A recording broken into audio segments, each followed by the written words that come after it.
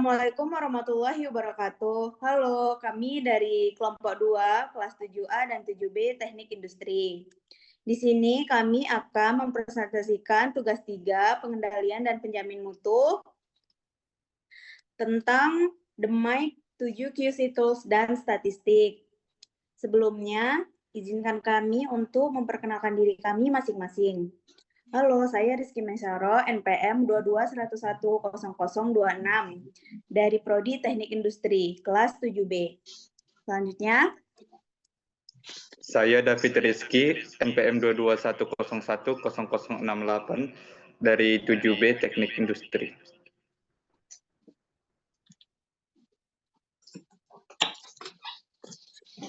Perkenalkan, nama saya Dinawati Borisinaga, NPM 22101040.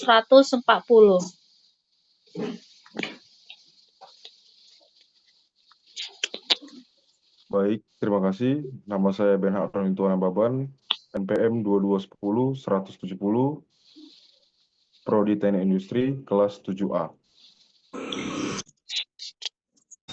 Perkenalkan, nama saya Haryati, NPM 221010036.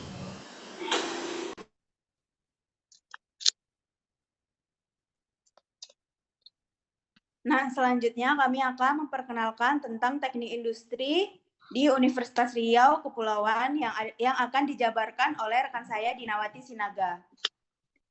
Baik, teknik industri adalah bidang ilmu yang mempelajari bagaimana mengoptimasi kegiatan manusia seperti produksi, pengolahan, dan ekonomi.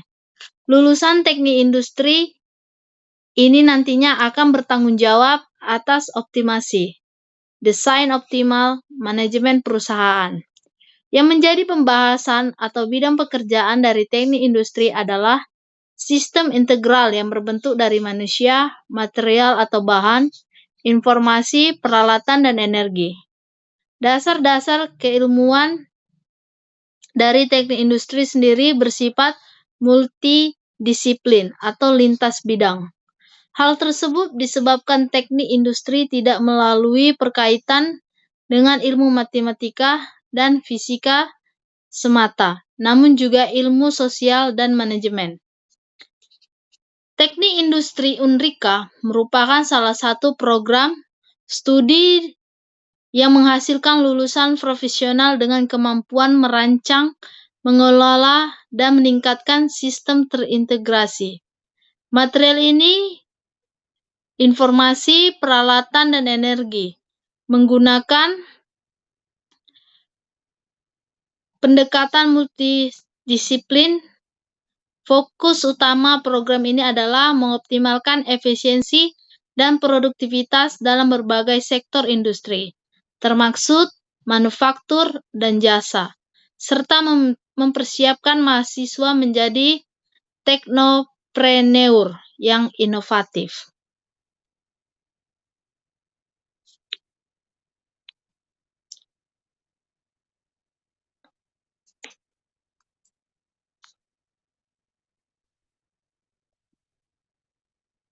Nah, selanjutnya penjelasan tentang DMAIC.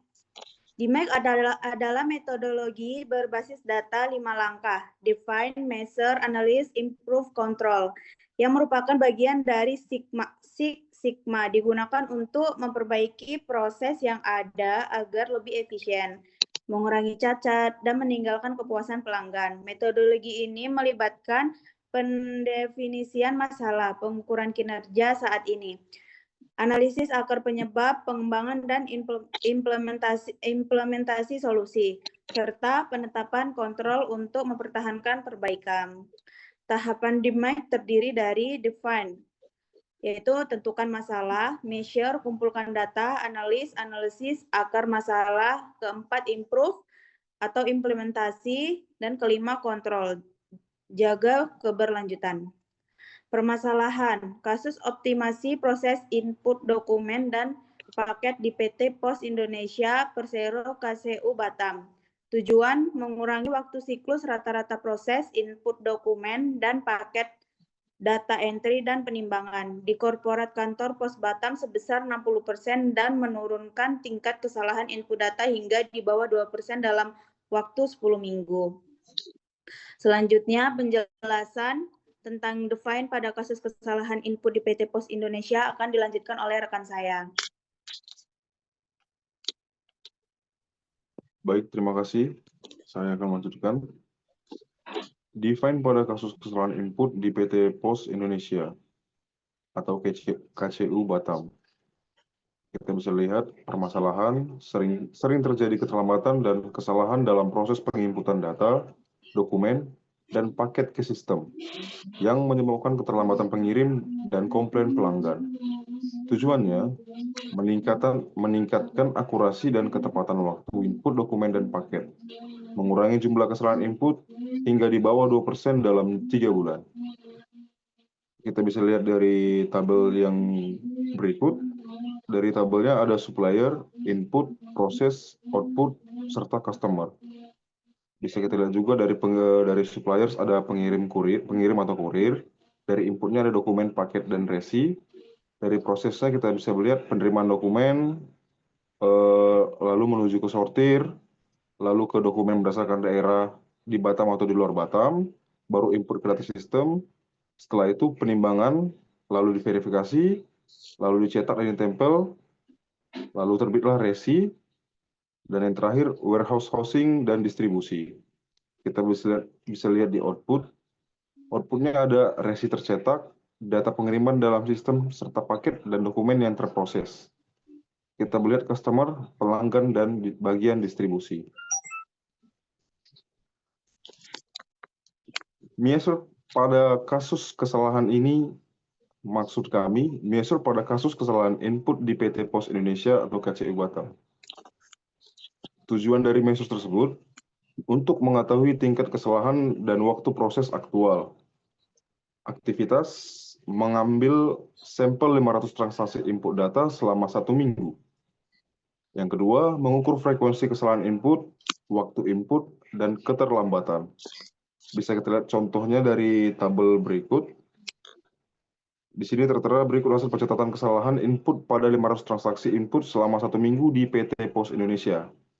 Yang pertama kita lihat di tabel ada jenis kesalahan dan ada frekuensinya.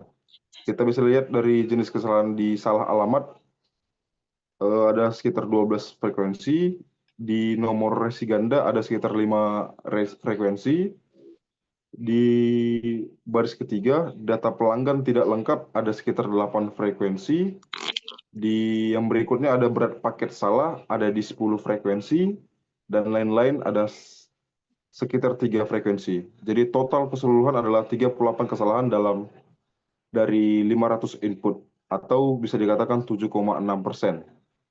Selanjutnya akan dilanjutkan oleh rekan saya.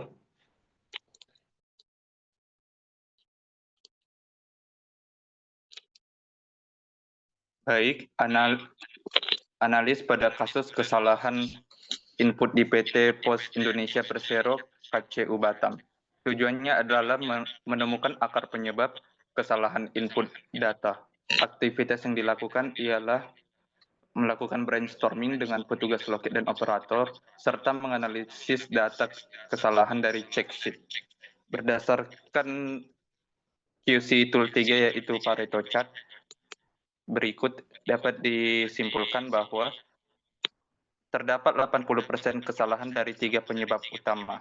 Yang pertama adalah salah alamat, yang kedua salah berat paket, dan yang terakhir adalah data pelanggan yang tidak lengkap. Lalu kita bisa lihat di QC Tools nomor 4 yaitu Fishbone. Fishbone ini berguna untuk mengidentifikasi penyebab terjadinya error atau kesalahan input pada PT Pos Indonesia.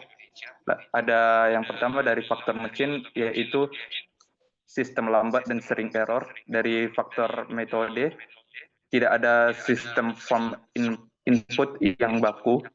Lalu dari faktor man and environment, yaitu operator yang kurang teliti dan kurang pelatihan, serta lingkungan kerja yang ramai dan tergesa-gesa. Lalu yang terakhir yaitu faktor material, di mana dokumen pelanggan yang tidak lengkap.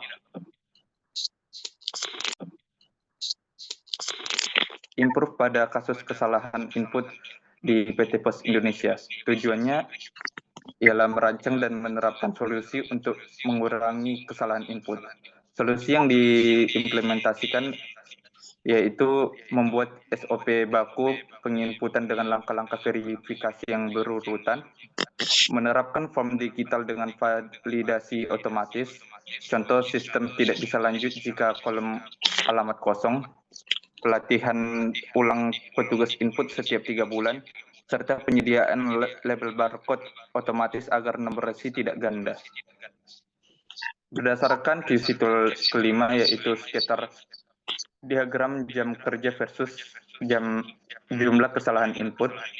Berdasarkan diagram tersebut, pola ini mengonfirmasi bahwa adanya korelasi positif yang kuat. Artinya semakin lama jam kerja seorang petugas, semakin tinggi kemungkinan atau jumlah kesalahan input yang dilakukannya. Solusi tambahan yang dapat diimplementasikan ialah menetapkan kebijakan ketat pada jam kerja maksimal atau lembur, rotasi petugas atau job rotation untuk mengurangi kelelahan dan meningkatkan fokus, serta menambah jumlah staf pada jam-jam sibuk. Selanjutnya akan dilanjutkan oleh Kak Haryati.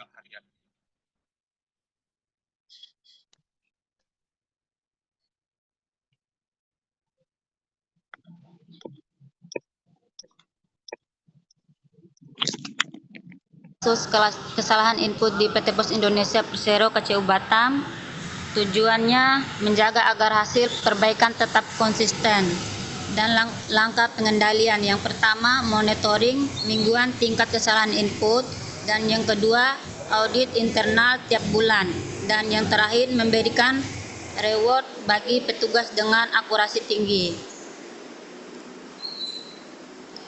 Quality 6 counter chart profesi kesalahan input per minggu PT Pos Indonesia tahap kontrol seperti yang ada pada diagram yang ada di bawah ini.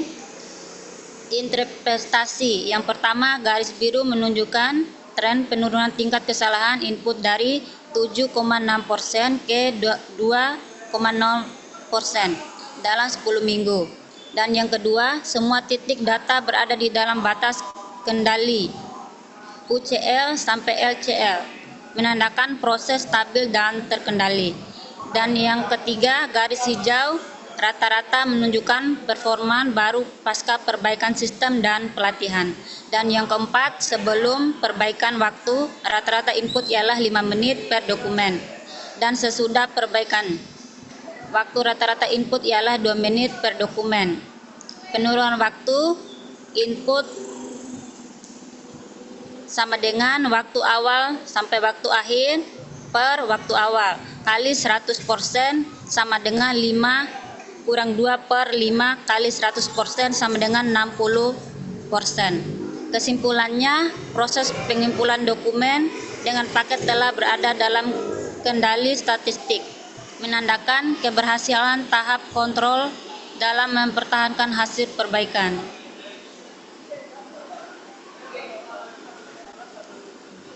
Hasil akhir, sumari demet pada kesalahan input dokumen dengan paket di PT Pos Indonesia Persero KCU Batam. Seperti yang ada pada tabel di bawah ini, tahap dan hasil utama. Debit kesalahan input 6,8% per bulan, dan measure data valid dari check sheet, dan analis penyebab utama faktor manusia method. Improve SOP baru sistem validasi otomasi. Dan yang terakhir, kontrol error rate turun ke 2% dan waktu input turun ke 60%.